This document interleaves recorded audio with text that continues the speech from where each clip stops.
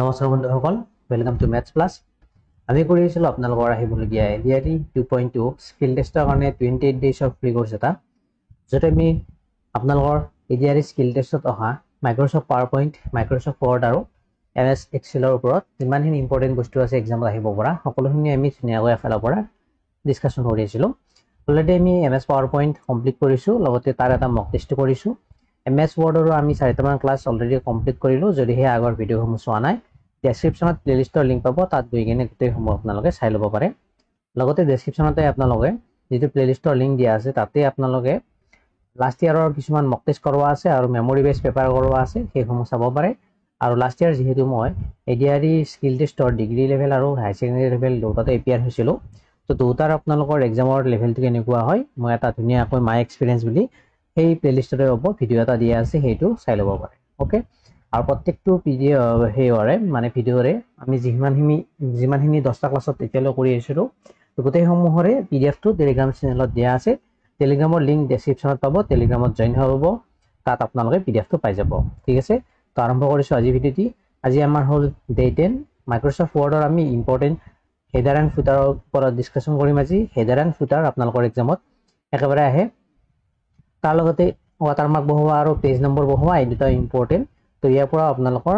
এক্সামত অহাৰ চান্স আছে। লগতে নেক্সট ক্লাছত আমি মেইল মাৰ্জৰ ওপৰত ডিছকাশ্যন কৰিম। মেইল মাৰ্জ একদম মোষ্ট ইম্পৰ্টেণ্ট টপিক মাইক্ৰসফট ৱৰ্ডৰ। লাষ্ট ইয়াৰ আহিছিল আমাৰ, মই যিটো শ্বিফ্টত এক্সাম দিছিলোঁ সেইটোত মেইল মাৰ্জ আহিছিল। তো এইবাৰো অহাটো একদম 100% চিয়'ৰ,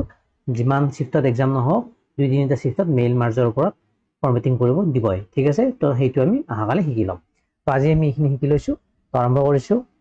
তাৰ আগতে আমি আজি কৰিবলগীয়া পেপাৰখন বা ইনষ্ট্ৰাকশ্যন শ্বীটখন চাই লৈছোঁ। এখন PDF টো টেলিগ্ৰামত দি দিম, অলৰেডি কৈছোঁ মই।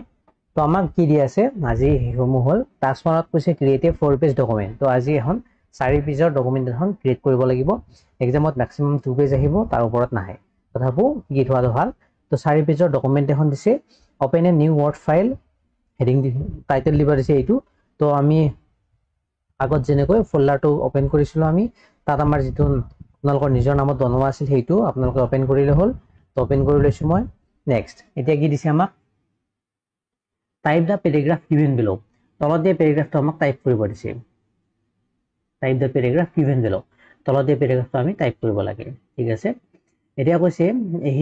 এইটো হেডিং দিয়া আছে importance of Microsoft word. Heading বুলি লিখিব নালাগে, বাট ইম্পৰ্টেঞ্চ অফ মাইক্ৰসফট ৱৰ্ড এনেকৈ লিখিব লাগিব। তো এইখিনি আপোনালোকে ধুনীয়াকৈ টাইপ কৰি ল'ব। কি দি আছে, ইম্পৰ্টেঞ্চ অফ মাইক্ৰসফট ৱৰ্ড। তো টাইপ কৰি হ'ল ইয়াত ইম্পৰ্টেঞ্চ অফ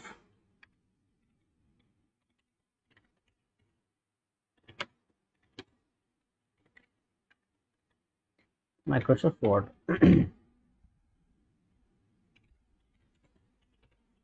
অ'কে, নেক্সট আমাক কি দিয়া আছে, ইয়াৰ পিছত আমাক দিয়া আছে ফৰ্মেটিং কিছুমান দিয়া আছে। এইসমূহ আমি এতিয়া নকৰোঁ, কাৰণ এতিয়া কৰিলে নেক্সট পেৰাগ্ৰাফটো আমাৰ এইবিলাক আহি যাব। তো সেইকাৰণে আমি এতিয়া এইসমূহ নকৰোঁ, নেক্সট আমি পিছত এইবিলাক কৰিম। অ'কে, তো এতিয়া পেৰাগ্ৰাফটো যি দিয়া আছে, আমি এই পেৰাগ্ৰাফটো ইয়াৰ পৰা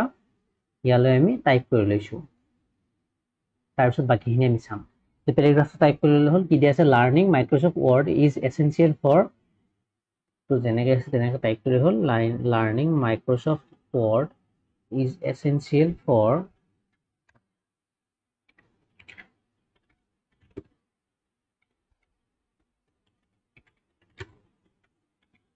মাইক্ৰসফট ৱৰ্ডৰ স্পেলিং কেইটা চাব,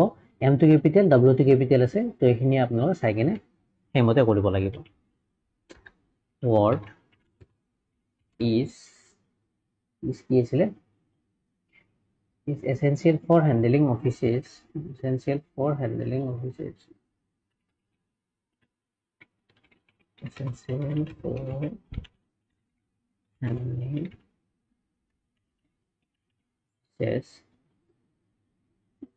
office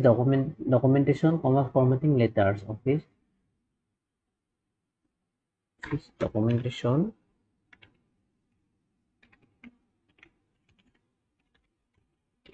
formatting letters,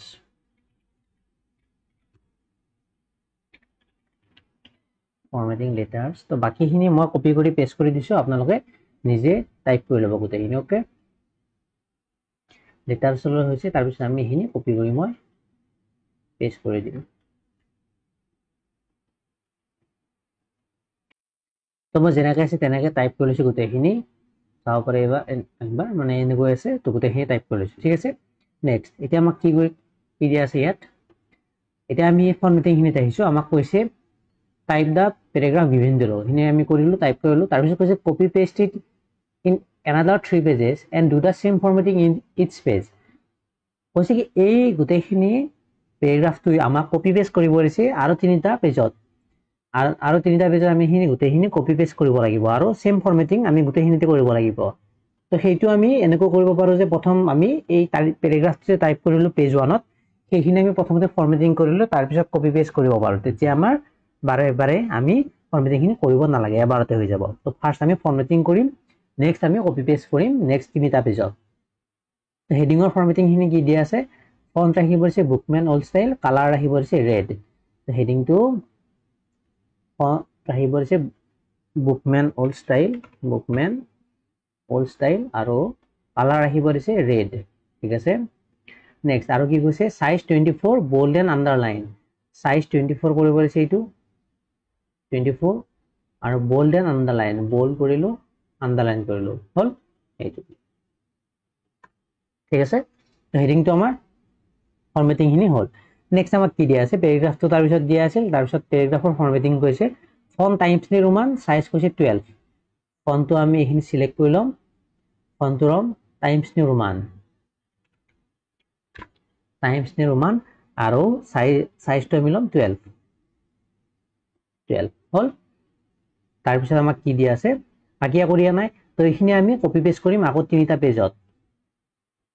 তাৰ কাৰণে আমি ইয়াত যাম ইয়াত যাই কিনে তিনিটা পেজ এড কৰিম তাৰ কাৰণে আমি ইয়াত ইনচাৰ্টত ক্লিক কৰিম তাৰপিছত পেজ ব্ৰেক ক্লিক কৰিম ইনচাৰ্টত ক্লিক কৰি পেজ ব্ৰেকত ক্লিক কৰিলে আমাৰ কি হ'ব এটা পেজ আৰু এটা পেজ ওপেন হ'ব ইয়াত আমি চাব পাৰিম কেইটা পেজ আছে পেজ 2 of 2 মানে পেজ কিমান আছে দুটা আছে ইয়াত চাব পাৰিম কিমানটা ৱৰ্ড আমি এতিয়ালৈ টাইপ কৰিছোঁ এইটো নাম্বাৰ অফ ৱৰ্ডছ ইয়াত দেখায় ওকে তো আৰু পেজ লাগে তো আমি আৰু কি কৰিম পেজ ব্ৰেক দিম আমাৰ কেইটা পেজ হ'ল তিনিটা পেজ হ'ল আমাক টোটাল 4টা পেজ লাগিব তো আকৌ এটা আমি পেজ দিলোঁ 4টা পেজ হৈ গ'ল ঠিক আছে এই 4টা পেজ হ'ল এতিয়া আমি এইখিনি কপি কৰি বাকি তিনিটা পেজত এইখিনি পেষ্ট কৰিম কপি কৰিছোঁ তাৰপিছত আমি সেকেন্ড পেজত এইখিনি পেষ্ট কৰিম সেকেন্ড পেজ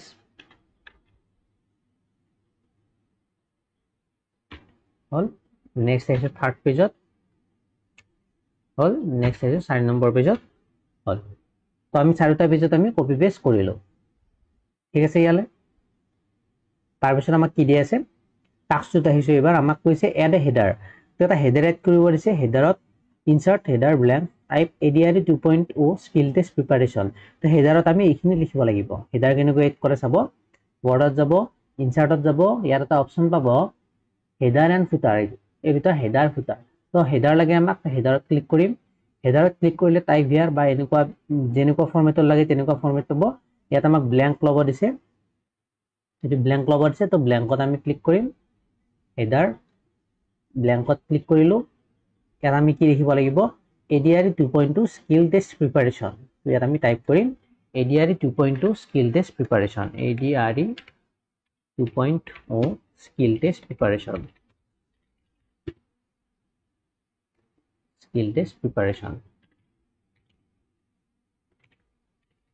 ঠিক আছে হলিয়ালে তাৰপিছত কি দিয়া আছে ফন্ট ৰাখিব দিছে এৰিয়েল সাইজ 14 তো হেডাৰৰ কাৰণে আমি ইয়াতো আমি আমাক ফৰ্মেটিং দিয়া আছে ফন্ট ৰাখিব দিছে এৰিয়েল সাইজ ৰাখিব দিছে কিমান 12 ৰাখিব দিছিল নে 14 ৰাখিব দিছিল 14 ইটালিক কৰিব দিছে colour dark blue size 14 italic কৰিব দিছে তো ইটালিক এইটো আৰু কালাৰ কৰিব দিছে ডাৰ্ক ব্লু এইটো ঠিক আছে সেন্টাৰ আৰু নাম্বাৰ 4ত কৈছে সেন্টাৰ এলাইন তো এইখিনি আমি সেন্টাৰ এলাইন কৰিব লাগিব ইয়াত আমি সেন্টাৰ এলাইন কৰিলোঁ হলিয়ালে আমাৰ হেডাৰটো কমপ্লিট হ'ল হেডাৰ কেনেকৈ কৰে আকৌ মই কৈছোঁ ইনচাৰ্টত যাব লাগিব হেডাৰ অপশ্যন পাম ইয়াত ক্লিক কৰিম যেনেকুৱা ফৰ্মেটৰ হেডাৰ সিলেক্ট কৰিব দিয়ে ইয়াত আমি সিলেক্ট কৰিম তাৰ পৰা আমি টাইপ কৰিলে হ'ল যি টাইপ কৰিব দিয়া থাকে ঠিক আছে ইয়ালে নেক্সট তাৰপিছত আমি আহিছোঁ টাস্কটো কমপ্লিট হ'ল টাস্ক 3 আহিছোঁ টাস্ক 3 দিয়া আছে এড এ ফুটাৰ উইথ পেজ নাম্বাৰ তো ফুটাৰ লাগে আমাক পেজ নম্বৰ থকা ইনসাৰ্ট ফুটাৰ ব্ল্যাঙ্ক তো ব্ল্যাঙ্ক স্টাইলৰ আমাক ফুটাৰ লাগে তো ইনসাৰ্টত যাম আকৌ ইয়াত পাম ফুটাৰ এইটো ব্ল্যাঙ্ক স্লাইডৰ লাগে তো ব্ল্যাঙ্কত আমি ক্লিক কৰিলো তাৰ পিছত আমাক কি দিছে লেফট সাইডত টাইপ কৰিব দিছে প্ৰিপেয়াৰ্ড বাই ইউৰ নেম তো লেফট সাইডত আমি যেটো ফুটাৰ লৈছো তাত আমি লেফট সাইডত কি কৰিম টাইপ কৰিম প্ৰিপেয়াৰ্ড বাই এইটো লেফট সাইড আৰু ইফালে হ'ল ৰাইট সাইড তো লেফট সাইডত আমি টাইপ কৰিম প্ৰিপেয়াৰ্ড বাই যেনেকুৱা আছে তেনেকৈ লিখিব প্ৰিপেয়াৰ্ড বাই তাতে সেমিকোলন আছে তাৰ পিছত ইউৰ নেম আছে ইউৰ নেমটো লিখি দিলে হ'ল ঠিক আছে হল লেফট সাইডটো হল তাৰে ফন্ট ৰাখিব আছে ক্যালিব্ৰি আৰু সাইজ 10 আৰু বোল্ড আমি এখিনি সিলেক্ট কৰিলো লাগে ক্যালিব্ৰি বডি অলৰেডি হৈ আছে 10 লাগে আৰু বোল্ড কৰিব দিছে বোল্ড ঠিক আছে নেক্সট তাৰ পিছত আমাক কৈছে ৰাইট সাইডত পেজ নম্বৰ এড কৰিব দিছে bottom of page plain number 3 তো ৰাইট সাইডত আমি পেজ নম্বৰ এড কৰিম তাৰ কাৰণে আমি আকৌ ইনসাৰ্টত যাম ইয়াত পেজ নম্বৰ অপচনটো পাম বটম অফ পেজ লাগে এইটো bottom of page top of page হলে ইয়াত ক্লিক কৰিম বটম অফ পেজ হলে ইয়াত পেজ মাৰ্জিন হলে ইয়াত ক্লিক কৰিম কারেন্ট পজিশনত হলে ইয়াত মানে যত লাগে আমি যেনেকৈ লাগে তেনেকৈ আমি এড কৰিব পাৰিম যদি হেইসমূহ দিয়া নাই আপোনালোকৰ যদি ইচ্ছা বা কুৱেশ্যন পেপাৰত যোনখিনি দিয়া থাকে সেই ঠিক একেদৰে তাত আমি বহাব লাগিব মক টেষ্ট কৰিলে সেইখিনি মই কৈ দিম বটম অফ দা পেজ আৰু প্লেন নম্বৰ 3 লবৰ যেটো হল plain number 1 plain number 2 plain number 3 তো এইটো ক্লিক কৰিম বটম পেজত আমাৰ আহি গল এইটো 4 ঠিক আছে আৰু আমাৰ ফুটাৰটো কিয় নোহোৱা হৈ গল ফুটাৰ ইয়াত আমাক লাগিছিল নহয় প্ৰিপেয়াৰ্ড বাই আছিল প্ৰিপেয়াৰ্ড বাই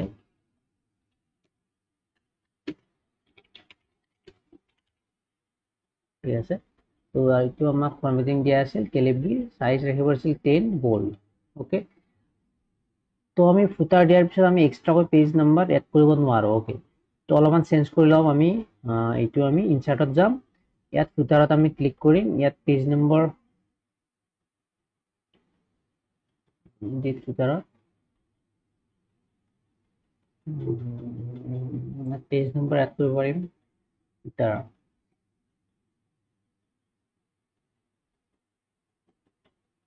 মিনিট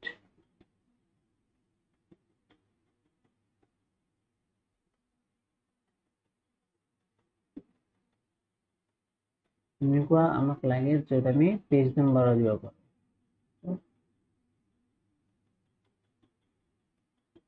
যদি এইটো লওঁ তেতিয়াহ'লে পেজ নম্বৰ আহিব অকল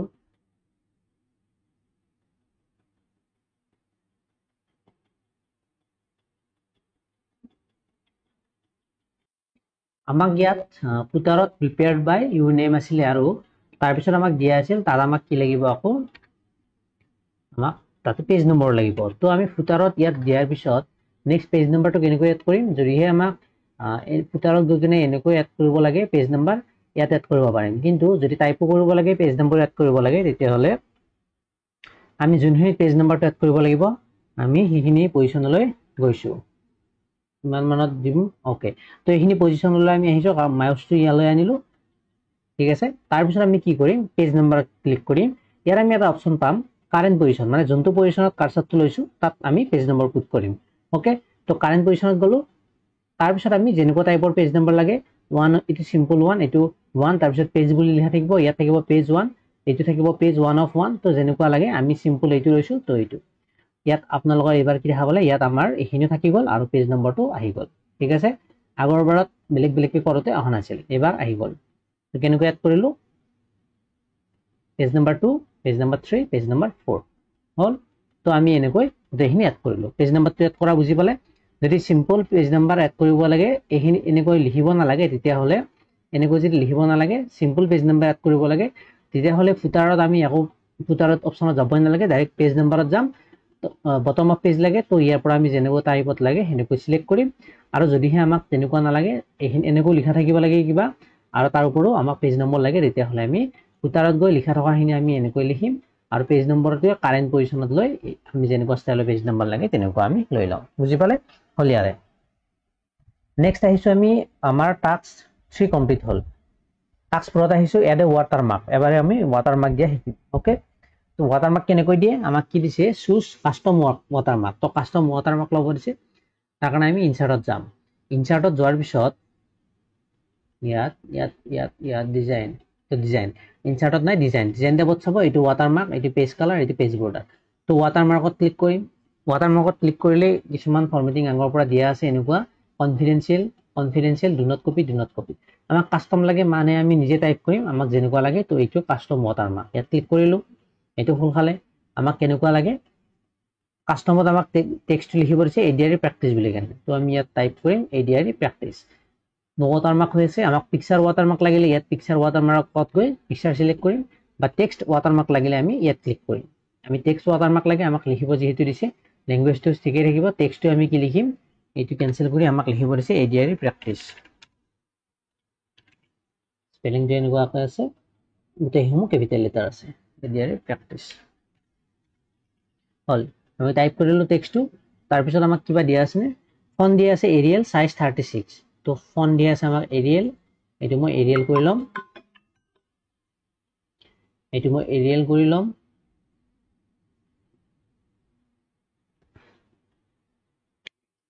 তো ইয়াত আমাক এৰিয়েল আহিব দিছে তো এইটো আমি এৰিয়েল টাইপ কৰিলে এৰিয়েল আহি যাব এইটো ইয়াত ক্লিক কৰিলো এৰিয়েল হল তাৰ পিছত আমাক কি দিছে কালাৰ আহিব দিছে গ্ৰে কালাৰ তো কালাৰটো আমি ইয়াৰ পৰা সেট কৰিম সাইজটো ঠিকই চেঞ্জ কৰিব নালাগে কালাৰটো কি কালাৰ গ্ৰে কালাৰ সিলেক্ট কৰিম এইটো গ্ৰে কালাৰ ইয়াত নাই ইয়াৰ পৰা সিলেক্ট কৰিলে হলে এটা গ্ৰে তো এইটো আমি গ্ৰে কালাৰ লৈছো আৰু ট্ৰান্সপাৰেন্ট সেমি ট্ৰান্সপাৰেন্ট ইয়াত আমাৰ একো কোৱা নাই তো যেনেকৈ আছে তেনেকৈ আমি ঠিক কৰিছো আমি চেঞ্জ নকৰো আকৌ আৰু লেআউটটো কৈছে ডায়াগোনাল লেআউট ইয়াত দুটা অপচন পাব এটা হল ডায়াগোনাল এটা হল হৰাইজন্টাল তো ডায়াগোনাল কৰিলে এপ্লাই মাৰিলে এনেকুৱাকৈ আপোনালোকে দেখা পাব ইয়াত লেখা গৈছে এডিআৰই প্ৰেক্টিস বুলি কেনে আকৌ যদি হৰাইজন্টাল লাগে ইয়াৰ পৰা মই গৈ কাস্টম ৱাটাৰমাৰ্কত গৈ এইটো হৰাইজন্টাল কৰিলে কালাৰটো চেঞ্জ হৈ গল হৰাইজন্টাল কৰি এপ্লাই কৰিলে এনেকুৱাকৈ হ'ব আকৌ যেহেতু হৰাইজন্টাল নালাগে ডায়াগোনাল লাগে তো ডায়াগোনালত এপ্লাই কৰিছো ঠিক আছে তো ৱাটাৰমাৰ্কটো বুজি পালে ডিজাইনত যাব ৱাটাৰমাৰ্কত যাব নেক্সট কাস্টম ৱাটাৰমাৰ্কত যাব তাৰ পিছত আমাক পিকচাৰ ৱাটাৰমাৰ্ক নালাগে টেক্সট ৱাটাৰমাৰ্কত সিলেক্ট কৰিব যি টাইপ কৰিব লাগে ইয়াত টাইপ কৰিব টেক্সটত ফন্ট যি লাগে ফন্টত সিলেক্ট কৰিব সাইজটো সিলেক্ট কৰিব যদি দিয়া থাকে বিভিন্ন ধৰণৰ সাইজ দিয়া আছে নালাগে সাইজ কৈছিল নেকি 36 বুলি কৈছে চাগে আমাক 36 দিয়া আছে সৰি তো সাইজটো আমি লম 36 কালাৰটো গ্ৰে কালাৰ লৈছে এপ্লাই কৰিছো তো এবাৰ সৰু হৈ গল তো এনেকুৱাকৈ 36 ৰাখিব দিছিল তো 36 ৰাখিছো ঠিক আছে তো ৱাটাৰমাৰ্কটো হল নেক্সট আহিছো আমি ইয়াৰ পিছত কি দিয়া